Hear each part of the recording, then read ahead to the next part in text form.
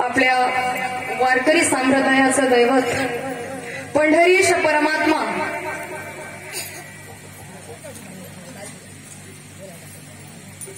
आणि आनंदी निवासी साधकांचे मायबाप संत ज्ञानेश्वर महाराज, पैठण निवासी शांतीब्रह्म एकनाथ महाराज, जगद्गुरु श्री संत वैराग्याचे मूर्तिमंत पुतळे जगद्गुरु श्री संत तुकोबाराय यांना मी सर्वप्रथम नतमस्तक होते. या ठिकाणी अखंड हरिनाम सप्ताह आणि ग्रंथराज ज्ञानेश्वरी पारायण, त्यासोबत आज या ठिकाणी चालत असलेली, या 4 दिवसांपासून चालत असलेली हरिभक्त परायण परमश्रद्धेय पांडुरंग महाराज आळंदीकर यांच्या मुखारविंदातनं आपण श्रवण करत असलेली श्रीमद भागवत कथा, या सप्ताह कमिटीचे आयोजक, संयोजक, सर्व नियोजक आणि ज्यांच्या घरी आज ज्यांच्याकडनं मला ही कीर्तनरूपी ही सेवा मिळाली, त्या सौभाग्यवती अर्चनाताई दत्तात्रय पवार, आपल्या कुंभारी गावच्या सरपंच आणि ज्यांच्याकडनं संपर्क मिळाला ते कृष्णाभाऊ राठोड तंटामुक्ती अध्यक्ष, आणि ज्यांनी खरं तर ज्यांच्या घरी आज आम्ही आश्रयासाठी थोडा वेळ होतो, अतिशय सुंदर आमची व्यवस्था केलेली आणि खरं तर अतिशय प्रेम म्हणजे भरपूर असं प्रेम दिलेले आमचे अनिल दादा, अशी सर्व मंडळी, आणि त्यासोबत आज मला या कीर्तनरूपी सेवेकरिता साथ देणारी हे विनेकरी बाबा, सर्व संत टाळकरी, मृदंगाचार्य आमचे दादांचे नाव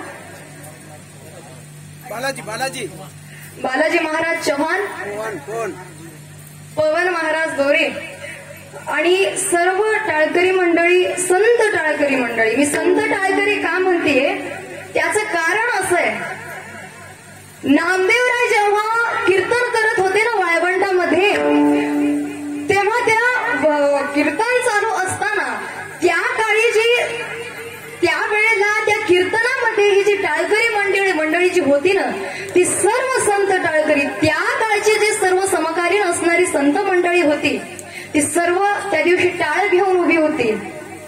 आणि एवढा त्यांच्या टाळांचा गजर, त्यांच्या नादामध्ये एवढी त्या टाळांच्या नादामध्ये ताकद आहे, एवढं सामर्थ्य आहे.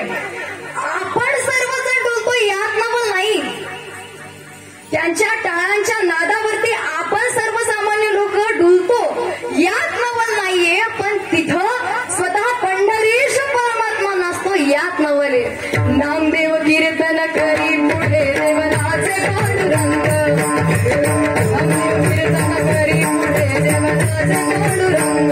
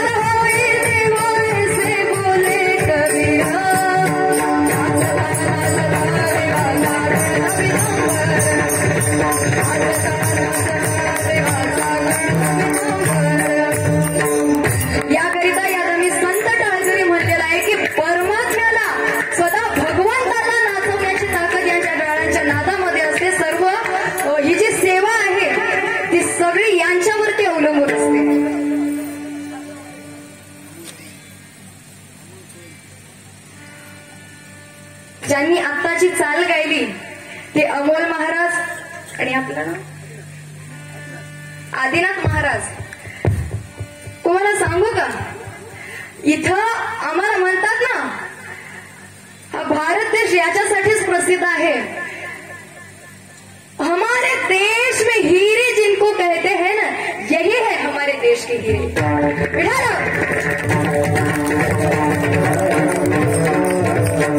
हे आपल्या देशातले हिरे आहेत आणि तुम्हाला ते मिळालेले आहेत. तुम्ही त्यांना आणलात, तुम्हाला ते मिळालेले आहेत, म्हणजे तुम्ही कितीतरी भाग्यवान आहात. आणि तुमच्यापेक्षा मी कितीतरी भाग्यवान आहे की मला सेवेकरिता ही सर्व मंडळी मिळाली. हमारे देश में इन्हें ही कोहिनूर कहते हैं. लक्षात घ्या, सर्व ही संत टाळकरी मंडळी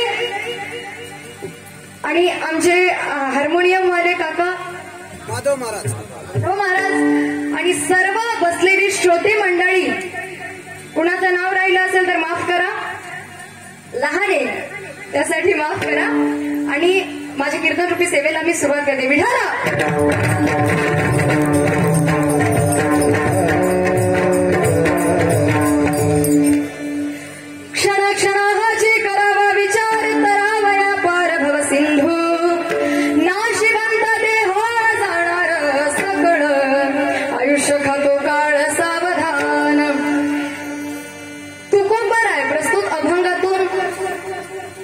प्रस्तुत अभंग हा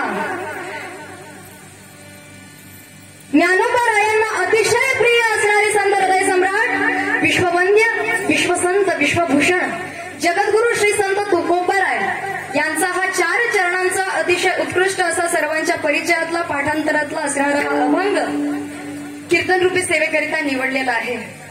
प्रस्तुत अभंगातून जगद्गुरु तुकोबरायांनी आम्हाला या देहाचं महत्व सांगितलेलं आहे. ज्याला आम्ही घेऊन दिवसभर फिरतोय वावरतोय त्याचं महत्व तुकोबराय आम्हाला सांगतात की बाबा हे दुर्लभ आहे, कधी न मिळणार आहे. तुम्ही नशीबवान आहात, भाग्यवान आहात, तुम्हाला ते मिळालेलं आहे. मग सार्थक करून घ्या. मनुष्य देह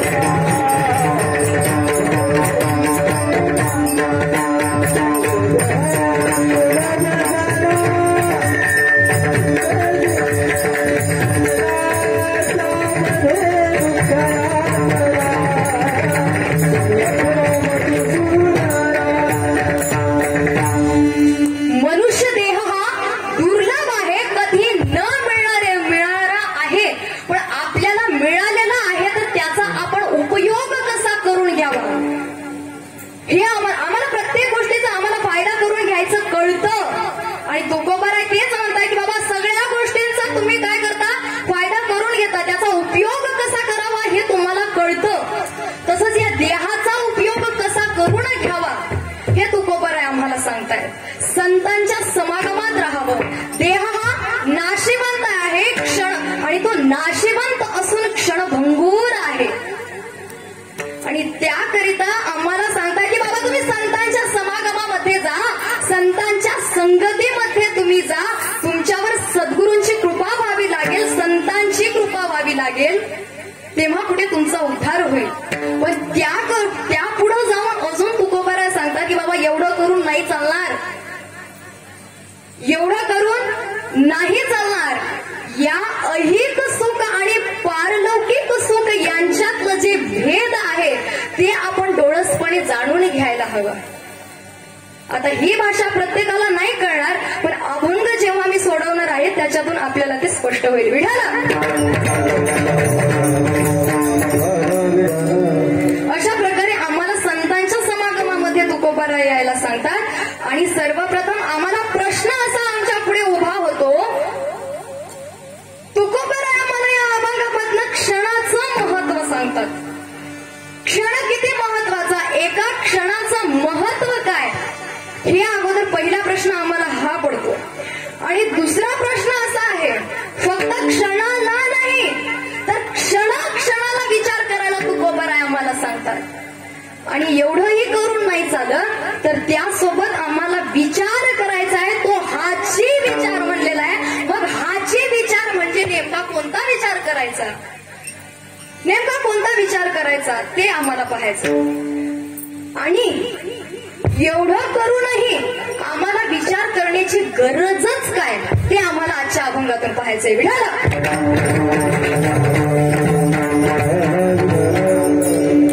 क्षणाचं महत्व काय, किती क्षणाचं महत्व ऐका. क्षणाचं महत्व एवढं आहे, ज्ञानोबराय अभंगाच्या पहिल्याच चरणामध्ये आम्हाला क्षणाचं महत्व सांगून टाकतात. देवाची वारी उभा क्षण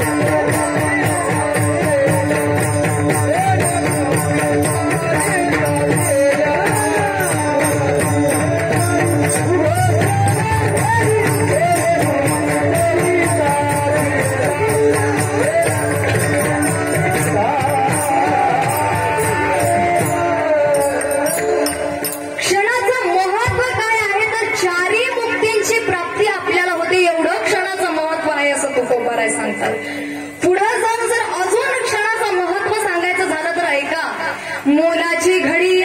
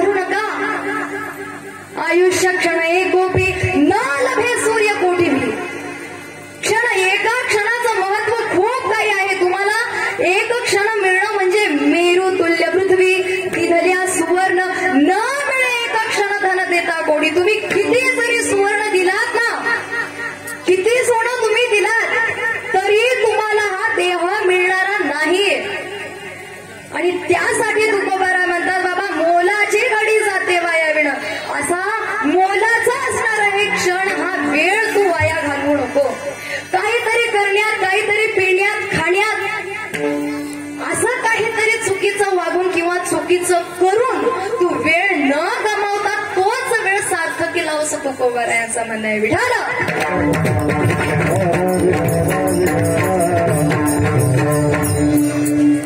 आता क्षणाचं महत्व काय आहे हे आम्हाला कळलेलं आहे. थोडक्यात आम्हाला क्षणाचं महत्व कळलं, पण तुकोबाराय नुसतं क्षणावर थांबत नाहीयेत, तर क्षणाचा विचार करायला सांगतात. त्याचं कारण काय असावं? आमची बुद्धी कशी आहे बघा, बुद्धी ही चंचल आहे, एका ठिकाणी स्थिर राहत नाही. अनेक बुद्धीचे तरंग क्षणा पालटती रंग. एका ठिकाणी आमचं मन स्थिर राहत नाही किंवा बुद्धी एका ठिकाणी राहत नाही. इथं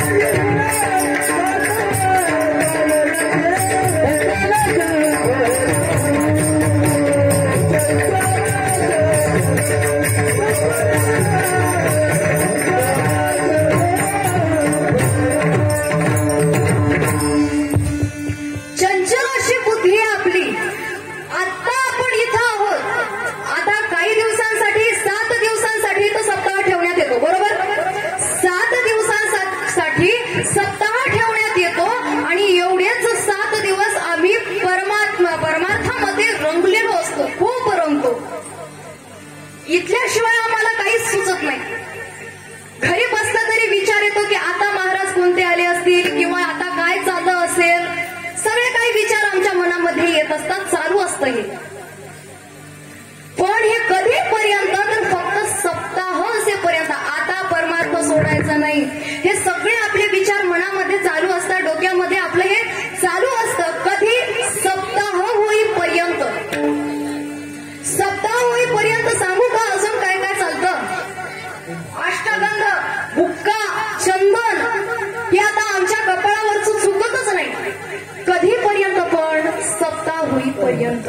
सप्ताह झाल्यानंतर ते चंदन कुठं जातं ते तर नाहीच सापडत. अष्टगंध, हुक्का सगळं जातो, आम्हाला नाही सापडत ते. फक्त आम्हाला सप्ताहापर्यंत ते चांगलं वाटतं. 7 दिवस अतिशय आम्ही रममाण होऊन जातो याच्यामध्ये. अशी आमची बुद्धी. आता कीर्तनात मी सांगितले मायबापांची सेवा करा. तुम्हाला सांगितलं, सगळ्यांनी ऐकलं, सगळ्यांच्या मनामध्ये बुद्धीमध्ये ते बसलं. पण घरी गेल्यानंतर विचार येतो, ताईंनी सांगितलं खरं आहे, मायबापांना सांभाळा हे सांगितलं खरं आहे, पण आहेत का आमचे मायबाप तसे? येतो का नाही विचार? अशी आमची बुद्धी आहे. अनेक बुद्धीचे तरंग क्षणा पालटती रंग. म्हणून तुकोबाराय म्हणतात क्षणा.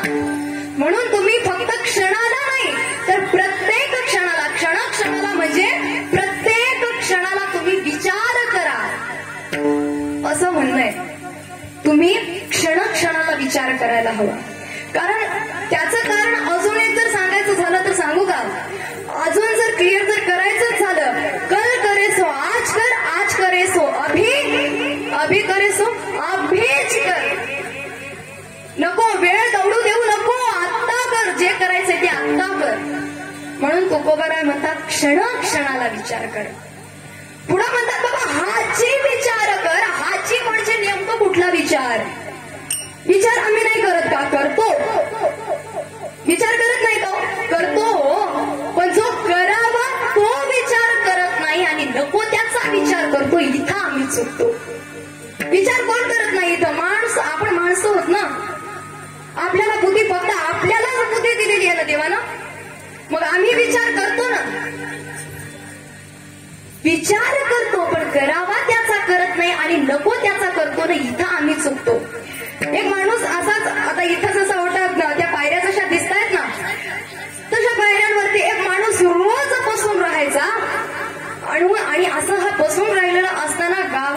पाटलाच्या गायी जायच्या.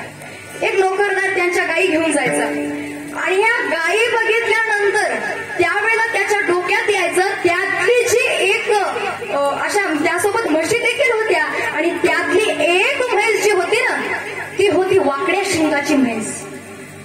जेव्हा तो तिला पाहिल्या त्याच्या मनामध्ये असा विचार आला, ही जी वाकड्या शिंगाची म्हैस आहे ना तिच्या जर डोक्यात मला मान घालता आली तर काय होईल. रोज विचार करायचा. असा महिनाभर गेला. महिनाभर त्यानं विचार केला आणि एक दिवस असं ठरवलं आता विचार नाही करायचा. विचार करून किती दिवस झाले? महिनाभर झाला. आता विचार नाही. विचार बिलकुल करायचा नाही. जेव्हा त्या म्हशी आल्या तो ठरवला आणि त्या म्हशीकडे जेव्हा त्यानं पाहिलं ताबडतोब उठला आणि त्या म्हशीच्या शिंगामध्ये मान घातली. अशी मान घातली. आता म्हैस गप बसेल का होती? बसेल का गप? अशी उधळली ती म्हैस. अशी उधळली सरळ गावच्या उकिरड्यावरती हा जाऊन पडला. कुणाला महिनाभर सापडलाच नाही. आणि महिन्याभराने जेव्हा हा घरी आला ना जेव्हा हा घरी आला तेव्हा बायकोपर्यंत त्याच्या ती बातमी पोहोचलेली होती. जरा तरी विचार करावा. पुढे म्हशीच्या शिंगामध्ये मान घालतात तो नाही कळत तुम्हाला? अगं कशाचा विचार आला? महिनाभर विचार केला. महिनाभर कशाचा? म्हशीच्या शिंगात मान घालण्याचा. असा विचार करतात का? अरे विचार असा नाही. भगवंतानं हा देह जो आम्हाला दिलेला आहे ना त्या देहाचा विचार करा जेणेकरून तो देह त्या देहाचा उपयोग आपल्याला भगवंताकरिता आला पाहिजे. विठाला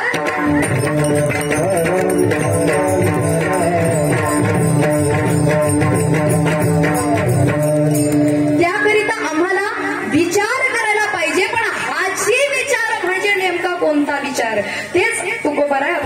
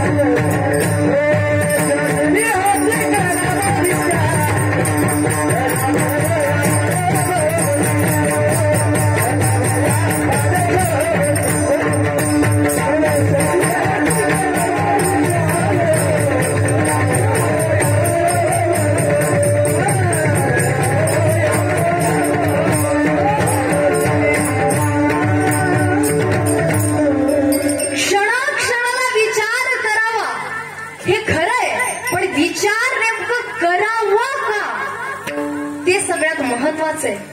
विचार का करावा आणि हाची विचार तुकोबाराय आम्हाला करायला सांगतात.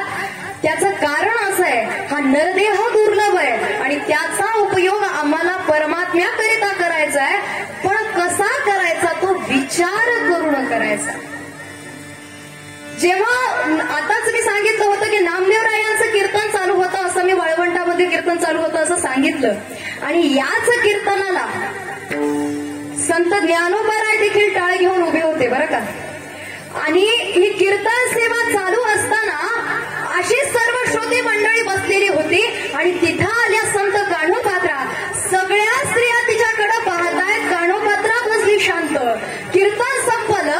ही कीर्तन सेवा झाल्यानंतर मात्र जेव्हा आता महाराजांची पाया पडण्याची आमच्याकडे पद्धत आहे, तसंच संत कान्होपात्रा देखील पाया पडत होत्या. आणि पाया पडत असताना संत ज्ञानोबारायांच्या जेव्हा त्या पाया पडत होत्या त्यावेळेला त्यांच्या डोळ्यामधनं अश्रू गळले. अश्रू येण्याचं कारण काय? जेव्हा ज्ञानोबारायांनी विचारलं, अगं माऊली तू का रडतेस, काय झालं? त्यावेळेला ती काय म्हणते ऐका. तुम्ही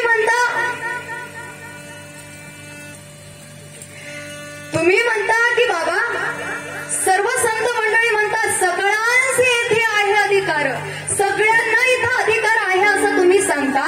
मग असं जर असेल तर मी जेव्हा इथं आले तेव्हा या सगळ्या स्त्रिया माझ्याकडे का पाहत होत्या? आणि पाहत होत्या यात काही नाही, पण या सगळ्या स्त्रिया माझ्याकडे तिरस्कारानं पाहत होत्या. असं का झालं? त्यावेळेला ज्ञानोबाराय म्हणाले, अगं बाई तसं नाहीये, आमच्याकडे तसं नाहीये, सगळ्यांचे येथे आहे अधिकार असं ते तुला सांगितलं.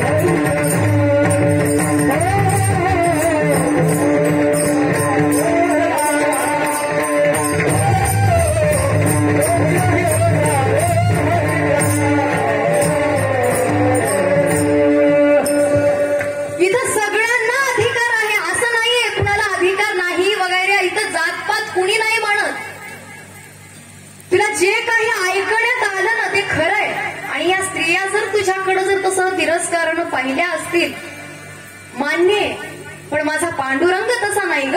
माझा पांडुरंग तसा करूच शकणार नाही असं ज्ञानोबाराय स्पष्ट सांगतायत. न पाहे याती कुळाचा विचार,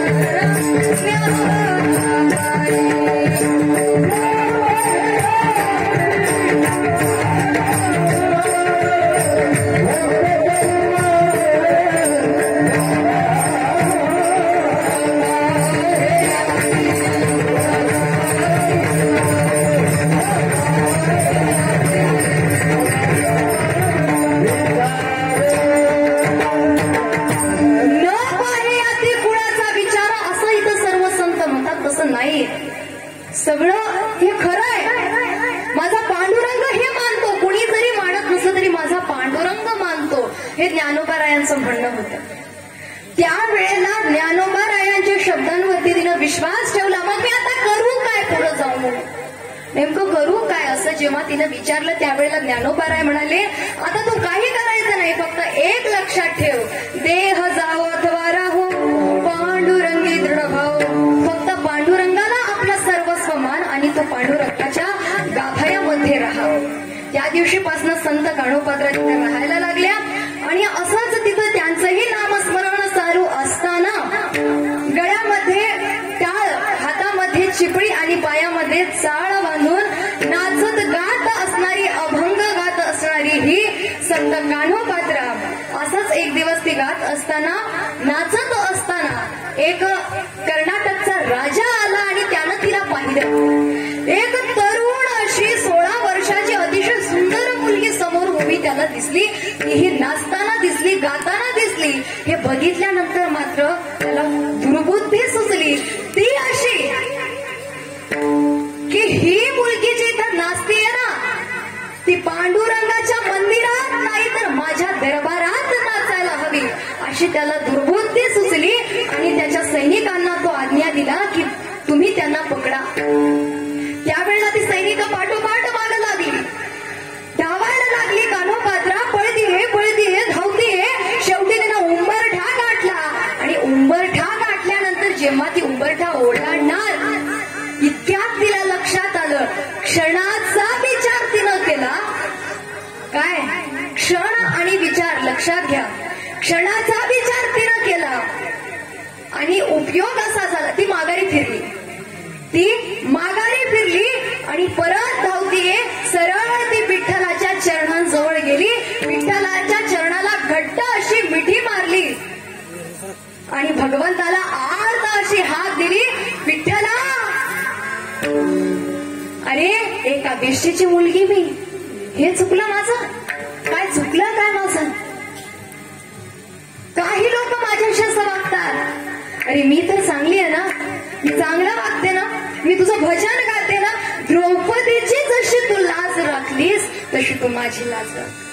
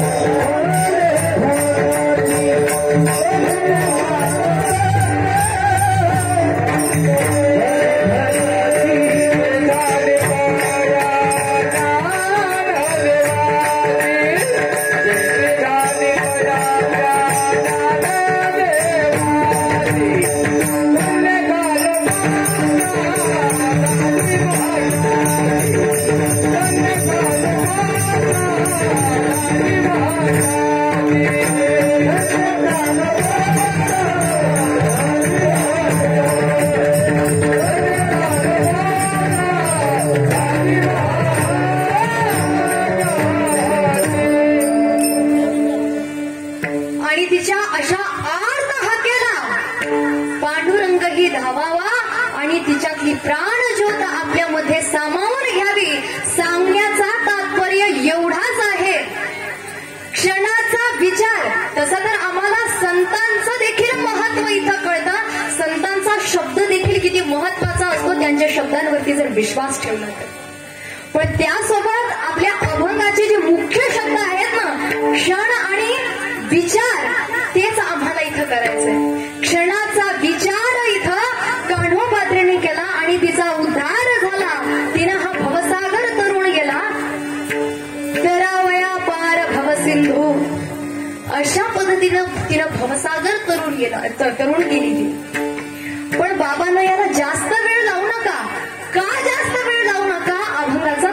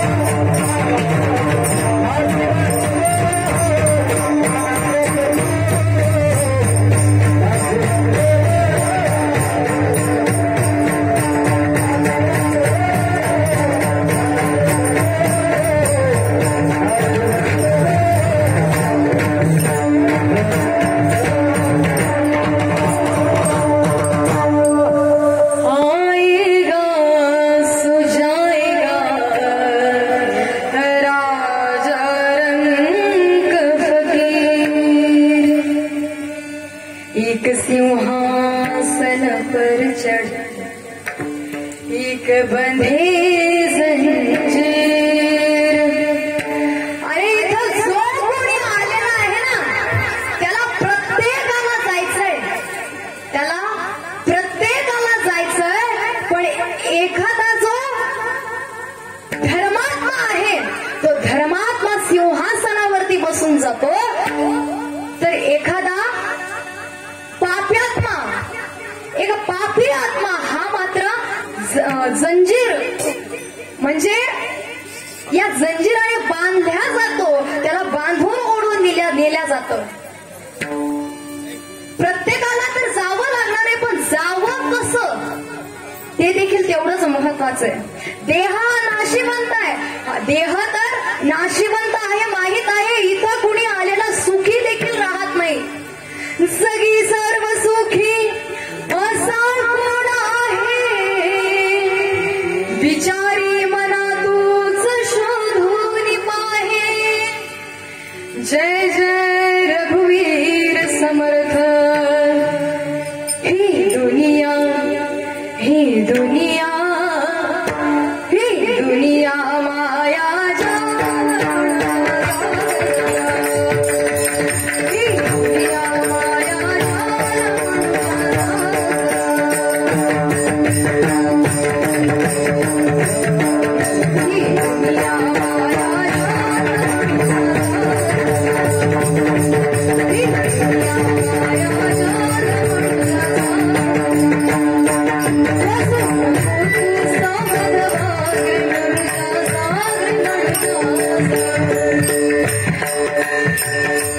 वसू नको तू सावधवा रे मनुजा जा, रे मनुजा जा.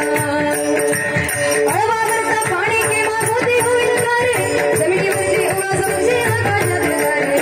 दुनिया, ही दुनिया, ही दुनिया माया ही दुनिया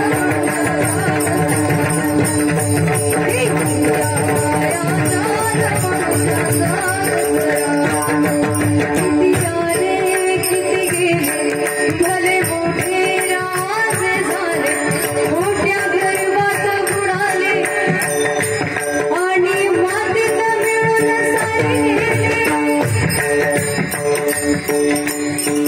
अरे कितीतरी आले आणि असे कितीतरी गेले, पण सगळ्यांना हे दुःख भोगावंच लागलं. देह तर नाशिवंत आहेच, नाशिवंत देह जाणार, सगळं हा जाणार आहे हे खरं आहे. आयुष्याला हा काळ आपल्याला खायला बसलेला आहे हे देखील खरं आहे, पण आम्हाला त्यासोबत सावध राहायचंय. कारण आम्हाला हा काळ घेऊन जाणार आहे. पण कसा घेऊन जाणार आहे, तर आम्हाला जसं ऐका, भगतसिंगांना जेव्हा फासावरती चढवायला नेणार होते त्यावेळेला भगतसिंग त्या दिवशी सकाळी सकाळी जेव्हा त्यांना नेण्यात येणार होतं ना त्यावेळेला ते व्यायाम करत बसलेले होते सकाळी सकाळी. आता हे बघितल्यानंतर ते शिपायाला त्या सैनिकाला वाटलं की बस एवढं म्हणजे आता तुम्हाला फासावर देणार काय, 10 मिनिटं पण राहिलेली नाहीयेत आणि तुम्ही आता व्यायाम करत बसलात, काय करणार आहे देहाला आता, कसंही जाणारच आहे, मग एवढी मेहनत कशासाठी.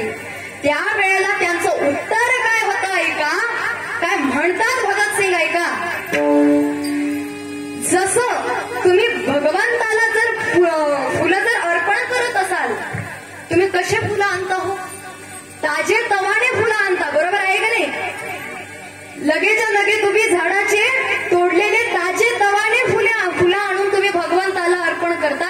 कारण देवाच्या गळ्यामध्ये ती सुंदर माळ शोधली पाहिजे, ती फुलं तिथं चांगली वाटली पाहिजेत, प्रफुल्लित दिसली पाहिजेत, हो ना.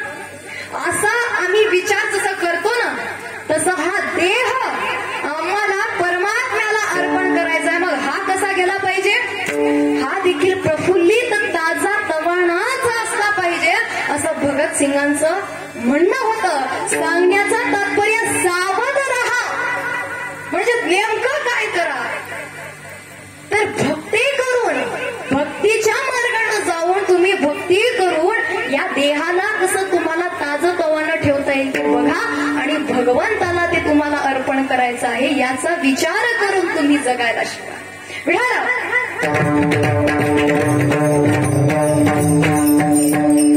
आणि हे करत असताना आम्हाला कुणीतरी मार्गदर्शन करायला हवं किंवा आमच्यावर कुणाची तरी कृपा असायला हवी. संत कृपेशिवाय किंवा सद्गुरु कृपेशिवाय आम्हाला काहीच मिळत नाही. म्हणून अभंगाच्या 3ऱ्या चरणामध्ये महाराज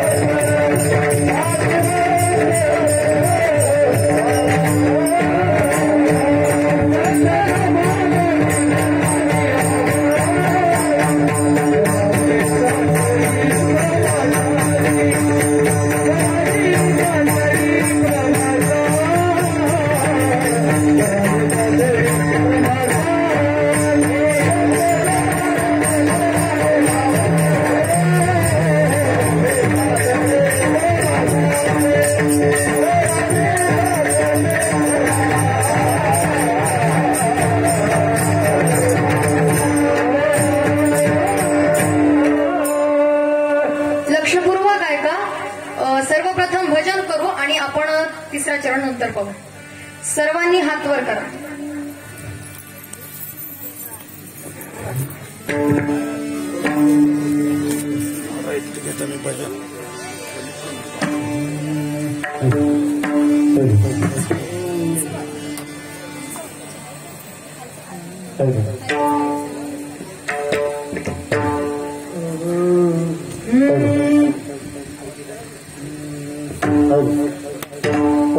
तुलेली हरी का नाम विठ्ठल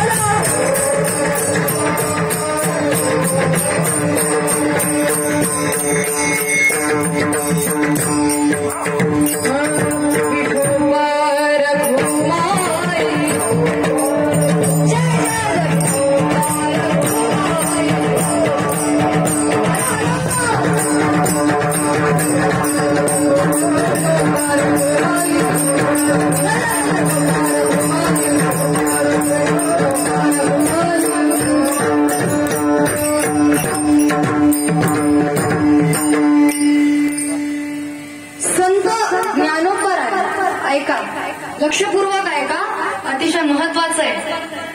एकदा एक माणूस एका डॉक्टरांकडे गेला आणि गेल्यानंतर तिथं जेव्हा त्याचं जे काही त्याला औषध उपचार हवे होते ते सगळं काही झालं. जेव्हा तो परत निघाला त्यावेळेला त्याचं लक्ष गेलं त्या डॉक्टरांच्या पुढे जे काउंटर असतं ना त्या टेबलवरती तिथं ज्ञानेश्वरी दिसली. आणि ती ज्ञानेश्वरी पाहिल्यानंतर त्याला असं वाटलं, तो डॉक्टरांना म्हणाला, आपण ज्ञानेश्वरी वाचता आपण? हो, आपण तर डॉक्टर आहात ना. अरे डॉक्टर असलं म्हणून काय झालं, वाचतो आम्ही पण ज्ञानेश्वरी वाचतो. तेव्हा तो म्हणाला, बरं मला एक सांगा, तुम्ही ज्ञानेश्वरी वाचता हे खरं आहे, ज्ञानेश्वरी तुम्हाला कळते का? हो मला वाचलं तर कळतं ना, पण अजून समोर जाऊन एक विचारू, म्हणजे विचारा, अहो तुम्हाला हे खरं वाटतं का? ज्ञानोबरायांनी ज्ञानेश्वरी कितव्या वर्षी लिहिली? 18व्या वर्षी ज्ञानेश्वरी लिहिली. हे तुम्हाला पटतं का? एवढ्या कमी वयामध्ये ज्ञानोबरायांनी ज्ञानेश्वरी लिहिली हे तुम्हाला पटतं का? असं जेव्हा तो विचारतोय त्यावेळेला डॉक्टर काय म्हणाले ऐका लक्षपूर्वक. तुम्ही इथं कशासाठी आला? म्हणले मला बीपी झाला. मग इथं कशासाठी आला? आणि तुम्हाला जे बीपी आहे असं तुम्ही सांगताय, तुम्हाला का झाला बीपी? का झालाय काय विचारता? माझ्या वडिलांना होती, माझ्या आजोबांना होती, आणि म्हणून मला जरा वंश परंपरागत अनुवंशिकतेनं माझ्याकडे हा रोग आला आणि मला बीपीचा त्रास आहे. त्यामुळं अनुवंशिकतेनं तुम्हाला जसा हा बीपीचा त्रास जडलाय ना, तसं ज्ञानोबरायांचं कुळ तुम्हाला माहितीये का? ज्ञानोबरायांचं कुळ तुम्ही पाहिलंय का? ज्ञानोबरायांचे वडील कसे होते ते तुम्हाला माहित आहे का? विठ्ठलपंत कसे होते माहित आहे का? त्यांचे वडील कसे होते तुम्हाला माहित आहे का? त्याचे आजोबा कसे होते माहित आहे का? अरे आध्यात्मिक वारसा चालत आलेला आहे त्यांच्या घरामध्ये आणि त्यामुळं त्यांना ही ज्ञानेश्वरीचा ग्रंथ लिहिण्याकरिता त्यांना हे ज्ञान कुठून तरी बाहेरून घ्यावं किंवा मिळवावं याची गरज त्यांना पडलीच नाही कधी. कारण अनुवंशिकतेनं जे चालत आलेलं होतं तेच त्यांच्या बुद्धीमध्ये उतरलेलं होतं आणि म्हणून 16व्या वर्षी 18व्या वर्षी आमचे ज्ञानोबा राय ज्ञानेश्वरी लिहू शकले. कीर्तनकार म्हणतात ना, कळलं त्यांनाच कळलं तसं झालं मला वाटतंय. खरं ना? बरं आहे का? तर असे असणारे संत महात्मे आणि या संतांच्या सानिध्यात आम्हाला तुकोबाराय यायला सांगतात. त्याचं कारण काही आहे का? संत समागमे, संतांच्या संगतीत यायला सांगतात.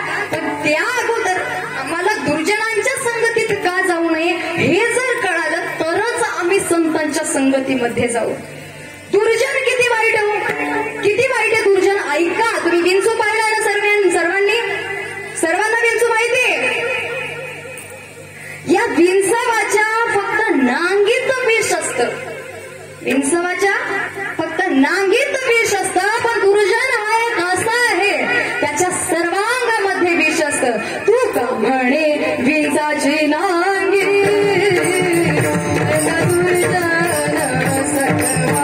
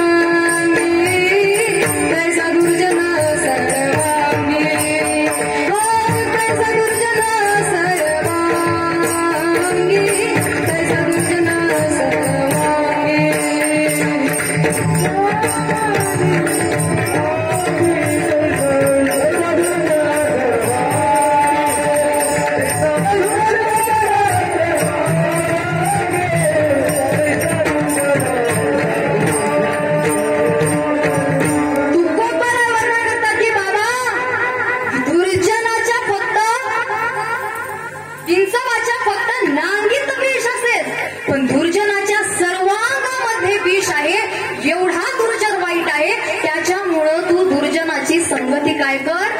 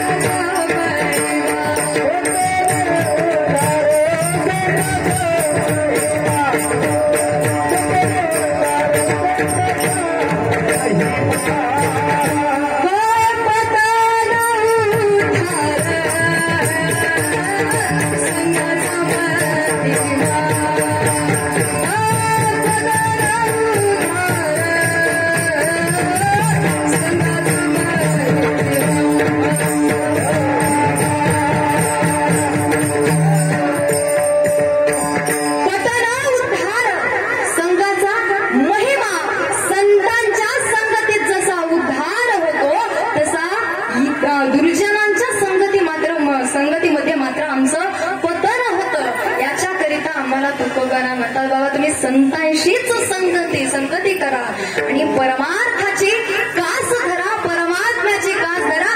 संतांच्या संगतीत राहिल्यानंतर तुम्हाला आपोआपच परमात्म्याची आवड लागेल, आवड तुमच्या अंतःकरणामध्ये निर्माण होईल असं तुकोबाराय सांगतात शेवटच्या चित्रात.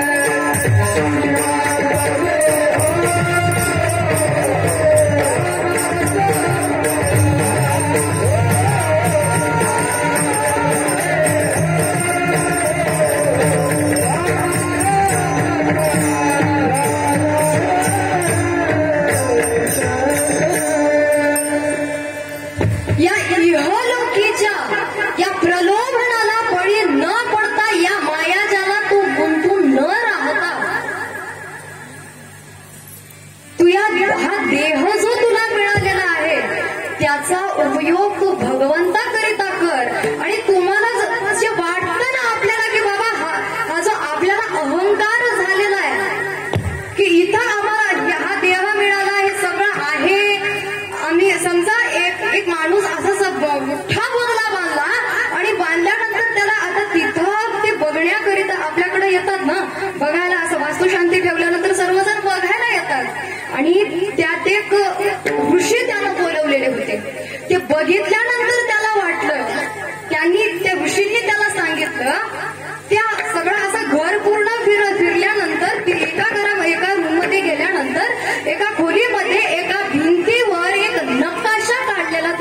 बघितला तो नकाशा त्यांनी पाहिल्यानंतर म्हणाले यात भारत देश कुठे आहे. त्यानं भारत देशावरती बोट दाखवलं, एका गुलाबी रंग दिलेला तो देश आहे आपला म्हणून दाखवलं. ते बघितल्यानंतर यात आपला महाराष्ट्र कुठे आहे. तो बघा तिथं काळा ठिपका दिलेला आहे ना, तो आपला भारत देश, तो आपला महाराष्ट्र आहे. बरं, त्यात आपला जिल्हा कुठे आहे. जिल्हा अहो जिथं महाराष्ट्रासाठी एवढासा ठिपका दिलेला आहे त्यात जिल्हा कुठला दाखवणार. आणि त्यात तुझं गाव पण दिसे ना, आणि तुझं घर पण दिसत नाहीये. मग त्या घरात तू हे जे इथं एवढं घर बांधलंयस, त्या भारताच्या नकाशात जर तुझं घर दिसत नसेल तर तुला अहंकार कशाचा आहे. त्यावेळेला मला म्हणायचंय काय, ऐका, या मायाजालामध्ये तुम्ही फसू नका की जेणेकरून हे आपल्यासाठी म्हणजे टिकून जे राहणार नाहीये त्याच्यामध्ये फसून राहण्याऐवजी आपण जर परमार्थ जर केला, परमात्मा प्राप्ती करता जर आम्ही जर धडपड जर केली ना तर आम्हाला परमात्मा तरी मिळेल. अहो अहंकार कशाचा करता. आमचे एवढे मोठे छत्रपती शिवराय होऊन गेले, ऐका, एवढे मोठे राजे होऊन गेले पण कधी त्यांना अहंकार झाला नव्हता. एवढी कीर्ती त्यांची गाजली, एवढी कीर्ती गाजली की आपण त्यांचं हे बघा आपलं कौतुक आपल्याने करावं यात नवल नाही, पण आपलं कौतुक आपल्या शत्रूने करावं यात मात्र नक्की नवल वाटण्यासारखं आहे. अरे महाराजांनी काय कार्य केलं पहा. गौला तारा ती मीरा हरा गरजा शिवाजीरा.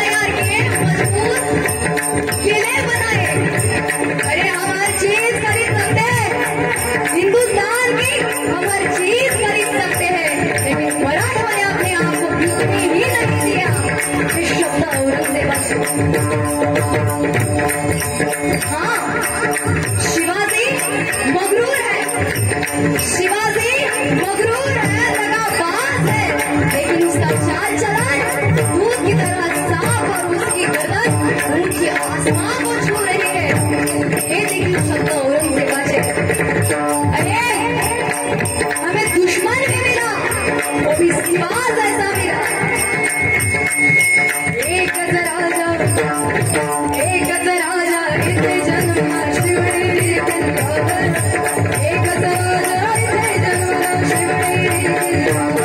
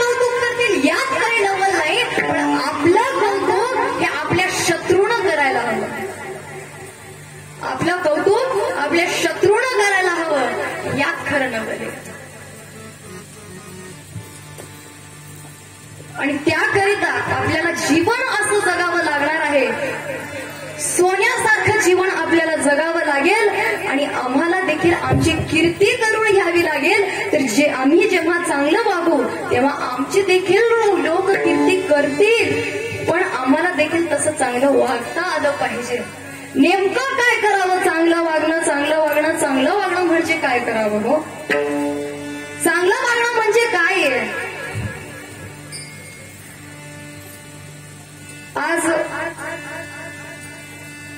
या ठिकाणी मला या कीर्तन रूपी सेवेकरिता साथ दिलेली सर्व गायनाचार्य, सर्व संत टाळकरी, विणेकरी बाबा आणि ज्यांच्याकडनं मला इथं बोलावणं आलं ते आमचे कृष्णाभाऊ राठोड, अनिल दादा आणि सर्व गावकरी मंडळी,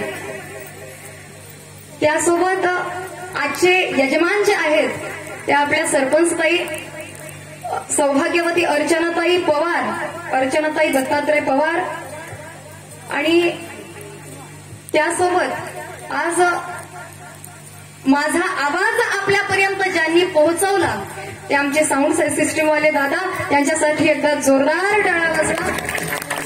आणि सुरुवातीला अतिशय सुंदर चाल अशी ज्यांनी गायली आमचे अमोल महाराज आणि आदिनाथ दादा, आणि आपले दोन्ही बाजूचे दोन्ही जे हिरे ज्यांना मी सुरुवातीलाच म्हणलं त्या दोन्ही मृदंगाचार्यांसाठी सुद्धा आणि हार्मोनियमची साथ देणारे आमचे काका सुद्धा, सर्वांसाठी एकदा जोरदार टाळ्या वाजवा।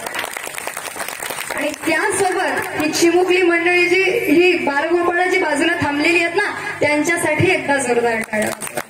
आणि त्यासोबत आता मी तर इथं एकटी, तुमच्या सगळ्यांसाठी मी टाळ्या वाजवू शकेल, माझ्या टाळीचा आवाज तुमच्यापर्यंत येणार नाही, आणि त्याच्याकरिता तुमच्यासाठी सुद्धा तुम्हीच एकदा टाळ्या वाजवून या जोरदार आपल्या गावासाठी। काय जाते वाजवा।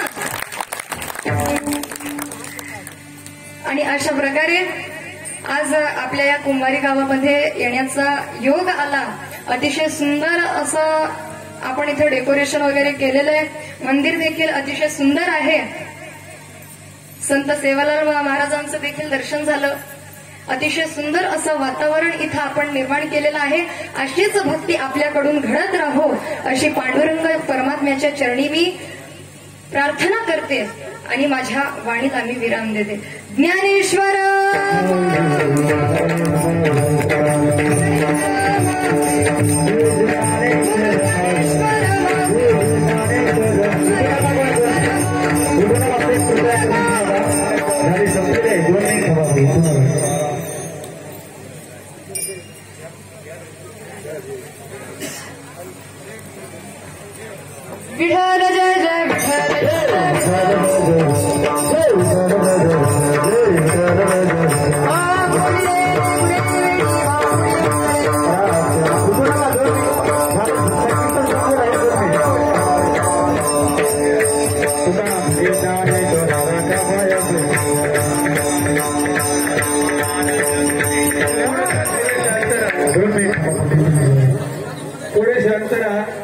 सांगितले गावामध्ये हनुमान नगरामध्ये गुरुदेव भगनाजी महाराज यांनी त्रिवेणी संगम करून आणलेला आहे. देव भक्त आणि नाम येथे त्रिवेणी संगम.